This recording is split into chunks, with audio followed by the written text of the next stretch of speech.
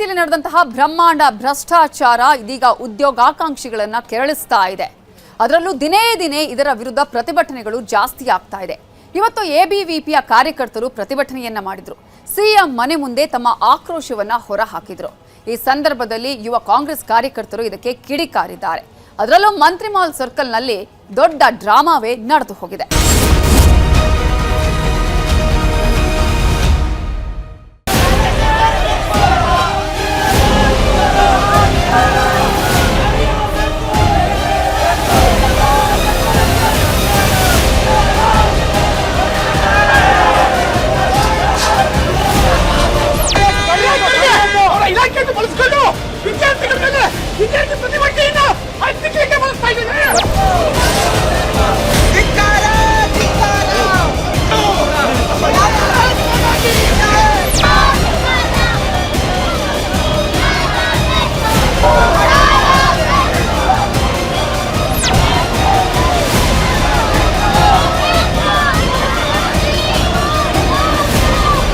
ಪ್ರಾಮಾಣಿಕ ವಿದ್ಯಾರ್ಥಿಗಳಿಗೆ ಪ್ರಾಮಾಣಿಕ ಅಭ್ಯರ್ಥಿಗಳಿಗೆ ಆಗಿರೋ ಅನ್ಯಾಯದ ವಿರುದ್ಧ ಪ್ರತಿಭಟನೆ ಮಾಡ್ತಿದ್ದವರು. ಅವರ ವಿರುದ್ಧ ದೌರ್ಜನ್ಯ ನಡೆಸೋದ್ರ ಮೂಲಕ ಈ ಸರ್ಕಾರ ಭ್ರಷ್ಟರನ್ನ ರಕ್ಷಣೆ ಮಾಡಲಿಕ್ಕೆ ಹೊರಟಿದೆ.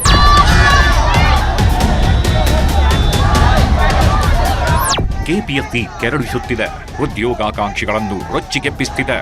ಕೆಪಿಎಸ್ಸಿ ವಿರುದ್ಧ ದಿನಕ್ಕೊಂದು ಪ್ರತಿಭಟನೆ ನಡೀತಾಗಿದ್ದು ಉದ್ಯೋಗಾಕಾಂಕ್ಷಿಗಳಿಂದ ಆಕ್ರೋಶ ಬುಕ್ಕಿ ಹರಿಯುತ್ತಿದೆ. ಭ್ರಷ್ಟಾಚಾರದಂತೆ ಮುಳುಗ್ತಿರೋ ಕೆಪಿಎಸ್ಸಿ ವಿರುದ್ಧ ಹಲವಾರು ವರ್ಷಗಳಿಂದ ಸಾಲು ಸಾಲು ಪ್ರತಿಭಟನೆಗಳು ನಡೀತಾಗಿದ್ರೂ ಸಹ ಕೆಪಿಎಸ್ಸಿ ಯಾರು ಮಾಡ್ತಿಲ್ಲ. ಸರ್ಕಾರವು ತಲೆ ಕೆಡಿಸ್ಕೊಳ್ತಿಲ್ಲ. ಮೇಲಿಂದ ಮೇಲೆ ಅಕ್ರಮಗಳು ನಡೀತಾನೆ ಇದ್ದಾವೆ. ಇತ್ತೀಚೆಗಷ್ಟೇ ಪಶುವೈದ್ಯರ ನೇಮಕಾತಿಯಲ್ಲಿ ಅಕ್ರಮ ನಡೆದಿದೆ ಅನ್ನೋ ಆರೋಪ ಉದ್ಯೋಗಾಕಾಂಕ್ಷಿಗಳ ಕಂಗೆಡಿಸಿದ್ದು ಮುಂದೇನು ಮಾಡಬೇಕು ಅಂತ ಯಾರಿಗೂ ತೋಚ್ತಾಗಿಲ್ಲ. ಆದ್ದರಿಂದ ಕೆಲವು ಬಾರಿ ಕೆಪಿಎಸ್ಸಿ ಕಚೇರಿ ಮುಂದೆ ಪ್ರತಿಭಟನೆ ನಡೆಸಿದ್ದವರು ಈಗ ನೇರವಾಗಿ ಸಿಎಂ ಕಚೇರಿ ಮುಂದೆಯೇ ಹೋರಾಟ ನಡೆಸುತ್ತಿದ್ದಾರೆ. ಸದ್ಯಕ್ಕೆ ಎಬಿವಿಪಿ ಅಖಾಡಕ್ಕೆ ಇಳಿದಿದ್ದು ಸಿಎಂ ನಿವಾಸ ಕೃಷ್ಣ ಮುಂದೆ ಕೋಲಾಹಲ ಸೃಷ್ಟಿಸಿದೆ. ಕೆಪಿಎಸ್ಸಿ ವಿರುದ್ಧ ಎಬಿವಿಪಿ ಸಮರ, ಸಿಎಂ ನಿವಾಸಕ್ಕೆ ಮುತ್ತಿಗೆ ಯತ್ನ. ಕೃಷ್ಣ ಮುಂದೆ ಎಬಿವಿಪಿ ಕಿಡಿ, ಕಳ್ಳಾಟ, ನೂಕಾಟ, ಹೈ ಡ್ರಾಮಾ. ಎಬಿವಿಪಿ ರೊಚ್ಚಿಗೆದ್ದಿದೆ. ಸಿಎಂ ನಿವಾಸ ಕೃಷ್ಣ ಮುಂದೆ ದೊಡ್ಡ ಹೋರಾಟವನ್ನೇ ನಡೆಸಿದೆ. ಕೆಪಿಎಸ್ಸಿ ಕರ್ಮಕಾಂಡದ ವಿರುದ್ಧ ತನ್ನ ಆಕ್ರೋಶ ಹೊರಹಾಕಿದ. ಆಕ್ರೋಶ ಅಂದ್ರೆ ಅಂತಿಂತ ಆಕ್ರೋಶ ಅಲ್ಲ. ಇಲ್ಲೊಮ್ಮೆ ನೋಡಿ, ಕೆಲವರು ಸಿಎಂ ನಿವಾಸದ ಗೇಟ್ ಹತ್ತೋಕೆ ಪ್ರಯತ್ನ ಪಡ್ತಾಗಿದ್ದಾರೆ. ಅವರನ್ನ ಪೊಲೀಸರು ಕೆಳಗೆ ಎಳೆದುಕೊಳ್ತಾಗಿದ್ದಾರೆ. ನೆಲದ ಮೇಲೆ ಎಬಿವಿಪಿ ಸದಸ್ಯರು ಒದ್ದಾಡ್ತಾಗಿದ್ದು ಸರ್ಕಾರದ ವಿರುದ್ಧ ಘೋಷಣೆಗಳನ್ನು ಕೂಗ್ತಾಗಿದ್ದಾರೆ. ಸಿಎಂ ಡಿಕೆ ಶಿವಕುಮಾರ್ ಮತ್ತು ಗೃಹ ಸಚಿವ ಪ್ರಿಯಾಂಕ್ ಖರ್ಗೆ ವಿರುದ್ಧ ಆಕ್ರೋಶ ಹೊರಹಾಕ್ತಾಗಿದ್ದಾರೆ. ಅವರನ್ನೆಲ್ಲ ವಶಕ್ಕೆ ತೆಗೆದುಕೊಳ್ತಿರೋ ಪೊಲೀಸರು ವ್ಯಾನ್ಗೆ ಹತ್ತಿಸಿಕೊಂಡಿದ್ದಾರೆ. ಇದೆಲ್ಲ ನಡೆದಿರೋದು ಸಿಎಂ ನಿವಾಸ ಕೃಷ್ಣ ಗೇಟ್ ಮುಂಭಾಗ.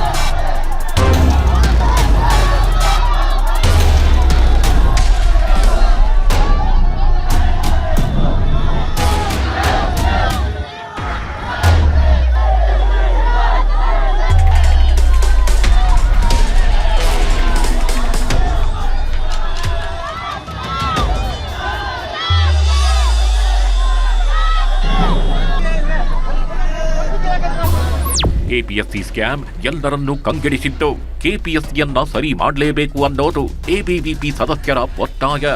ಅದೇ ಕಾರಣಕ್ಕೆ ಸಿಎಂ ನಿವಾಸಕ್ಕೆ ಎಬಿವಿಪಿ ಮುತ್ತಿಗೆ ಹಾಕೋದಕ್ಕೆ ಮುಂದಾಗಿತ್ತು. 2 ತಂಡಗಳಾಗಿ ಆಗಮಿಸಿದ್ದ ಎಬಿವಿಪಿ ಕಾರ್ಯಕರ್ತರು ಕೃಷ್ಣ ಕಚೇರಿ ಮುಂಭಾಗ ತೆರಳಿ ಪ್ರತಿಭಟನೆ ನಡೆಸಿದ್ರು. ಆದ್ರೆ ಈ ಪ್ರತಿಭಟನೆಗೆ ಅನುಮತಿ ತೆಗೆದುಕೊಳ್ಳದೇ ಇರೋ ಕಾರಣದಿಂದಾಗಿ ಪೊಲೀಸರು ಅವರನ್ನೆಲ್ಲ ತಡೆದ್ರು. ನಂತರ ಸಿಎಂ ನಿವಾಸಕ್ಕೆ ಮುತ್ತಿಗೆ ಹಾಕೋದಕ್ಕೆ ಪ್ರತಿಭಟನಾಕಾರರು ಯತ್ನಿಸಿದ್ದು. ಈ ವೇಳೆ ಹಲವು ಪ್ರತಿಭಟನಾಕಾರರನ್ನು ಪೊಲೀಸರು ವಶಕ್ಕೆ ಪಡೆದರು. ಇದೇ ವೇಳೆ ಸಿಎಂ ಡಿಕೆ ಶಿವಕುಮಾರ್ ಮತ್ತು ಗೃಹ ಸಚಿವ ಪ್ರಿಯಾಂಕ್ ಖರ್ಗೆ ವಿರುದ್ಧ ಪ್ರತಿಭಟನಾಕಾರರು ಆಕ್ರೋಶ ಹೊರಹಾಕಿದ್ರು. ಇಷ್ಟಕ್ಕೂ ಎಬಿವಿಪಿ ಬೇಡಿಕೆಗಳೇನು ಇಲ್ದಿದೆ ನೋಡಿ. ರಾಜ್ಯ ಸರ್ಕಾರ ಕೆಪಿಎಸ್ಸಿ ವಿರುದ್ಧ ಕ್ರಮ ಕೈಗೊಂಡಿಲ್ಲ. ಈಗ ಕೆಪಿಎಸ್ಸಿ ಸ್ಕ್ಯಾಮ್ ಅನ್ನು ಸಿಬಿಐ ತನಿಖೆಗೆ ಕೊಡಬೇಕು. ಕೆಪಿಎಸ್ಸಿ ಸದಸ್ಯರ ಸಂಖ್ಯೆಯನ್ನ ಕಡಿಮೆ ಮಾಡಬೇಕು. ಕೆಪಿಎಸ್ಸಿ ಸದಸ್ಯರ ಅವಧಿಯನ್ನ ಕಡಿಮೆ ಮಾಡಬೇಕು. ಬೇಡಿಕೆ ಈಡೇರದೇ ಇದ್ರೆ ಅನಿರ್ದಿಷ್ಟಾವಧಿ ಮುಷ್ಕರ ಹೂಡುತ್ತೇವೆ, ವಿಧಾನಸೌಧಕ್ಕೆ ಮುತ್ತಿಗೆ ಹಾಕ್ತೇವೆ ಅಂತ ಎಬಿವಿಪಿ ಹೇಳಿದೆ. ವಿದ್ಯಾರ್ಥಿ ಪರಿಷತ್ತು ದೀರ್ಘಾವಧಿಯಿಂದ ಪ್ರತಿಭಟನೆ ಮಾಡ್ಕೊಂಡು ಬಂದಿದೆ.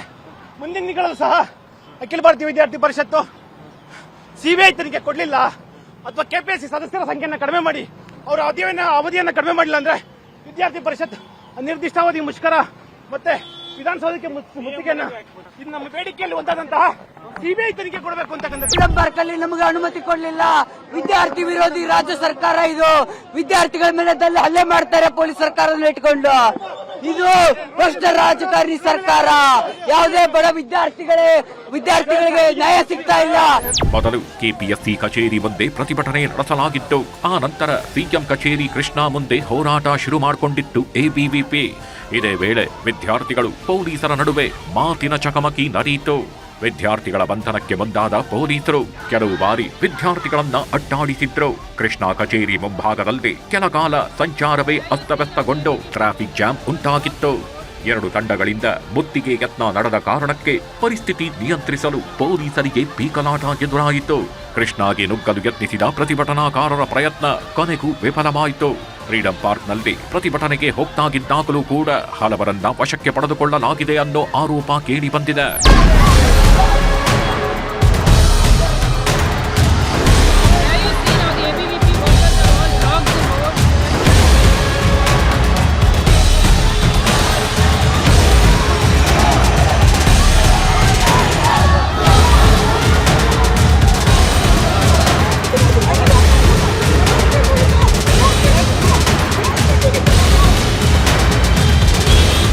ಕೆಪಿಎಸ್ಸಿ ಹಗರಣ ಏನಾಗಿರ್ತದೆ ಅದರ ವಿಚಾರವಾಗಿ ಸಿಬಿಐ ತನಿಖೆ ಆಗಬೇಕು ಅಂತ ಹೇಳುವ ನಮ್ಮ ಆಗ್ರಹ ಇರ್ತದೆ.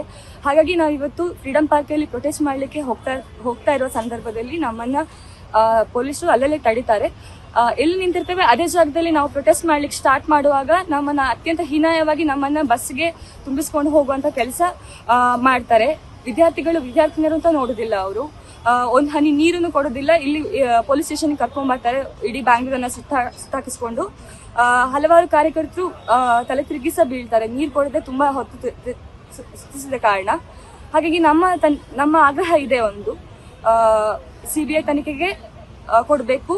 ಸಿಐಡಿ ತನಿಖೆ ಮೇಲೆ ನಮಗೆ ಯಾವ ನಂಬಿಕೆಯೂ ಇಲ್ಲ. ಹಾಗಾಗಿ ಸಿಐಡಿ ತನಿಖೆಗೆ ಕೆಪಿಎಸ್ಸಿ ಹಗರಣದ ಏನ್ ಕೇಸ್ ಇದೆ ಅದನ್ನ ಕೊಡಬೇಕು ಅಂತ ಹೇಳುವ ನಮ್ಮ ಆಗ್ರಹ ಆಗಿರ್ತದೆ.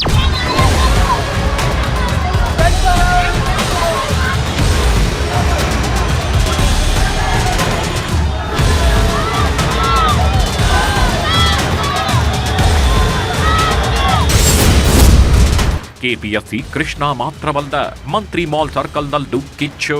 ಸಿಎಂ ಕಚೇರಿ ಮಾತ್ರವಲ್ಲದೆ ಮಂತ್ರಿ ಮಾಲ್ ಸರ್ಕಲ್ನಲ್ಲೇ ಎಬಿವಿಪಿ ಹೈಡ್ರಾಮಾ ನಡೆಸಿದೆ. ರಸ್ತೆಯಲ್ಲೇ ಕುಳಿತು ನಂತರ ಮಲಗಿ ಎಬಿವಿಪಿ ವಿದ್ಯಾರ್ಥಿಗಳು ಆಕ್ರೋಶ ಹೊರಹಾಕಿದ್ದಾರೆ. ಅಣುಕು ಶವಯಾತ್ರೆ ಮೂಲಕ ಸರ್ಕಾರದ ವಿರುದ್ಧ ಆಕ್ರೋಶ ಹೊರಹಾಕಿದ್ದು ಎಲ್ಲರನ್ನು ವಶಕ್ಕೆ ಪಡೆಯಲು ಪೊಲೀಸರು ಹರಸಾಹಸ ಪಟ್ಟಿದ್ದಾರೆ. ಪೊಲೀಸರು ಕಾರ್ಯಕರ್ತರನ್ನ ವಶಕ್ಕೆ ಪಡೆಯಲು ವಾಹನ ತಂದಿದ್ದು ವಾಹನದ ಟೈರ್ ಕೆಳಗೆ ಮಲಗಿ ಪ್ರತಿಭಟನಾಕಾರರು ಆಕ್ರೋಶ ವ್ಯಕ್ತಪಡಿಸಿದ್ದಾರೆ. ಇದೇ ವೇಳೆ ಪೊಲೀಸರು ಮತ್ತು ಪ್ರತಿಭಟನಾಕಾರರ ನಡುವೆ ಗಲಾಟೆಯೂ ನಡೆದಿದೆ.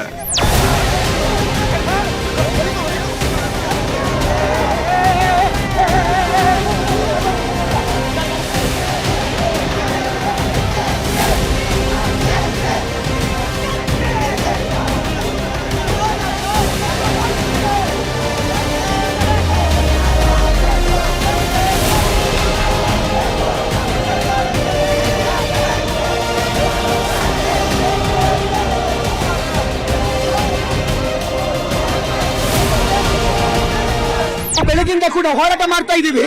ಇವರು ಅಕ್ರಮವಾಗಿ ಇವರು ಮಲಗಿರ್ತಾರೆ. ಇವರು ಯುದ್ಧಲ್ಲ, ಇವರು ನಮ್ಮನ್ನ ಬೆಳಗಿಂದ ಸಾಯಿಸ್ತಾ ಇದ್ದಾರೆ, ಓಡಿಸ್ತಾ ಇದ್ದಾರೆ. ಫ್ರೀಡಂ ಪಾರ್ಕ್ ಅಲ್ಲಿ ನಮಗೆ ಹೋರಾಟ ಮಾಡಕ್ಕೆ ಪರ್ಮಿಷನ್ ಕೊಟ್ಟಿಲ್ಲ, ಪ್ರೊಟೆಸ್ಟ್ ಮಾಡಕ್ಕೆ. ಅದಕ್ಕೆ ನಾವು ಇವತ್ತು ದಾರಿಗಿಳಿದಿದ್ದೀವಿ.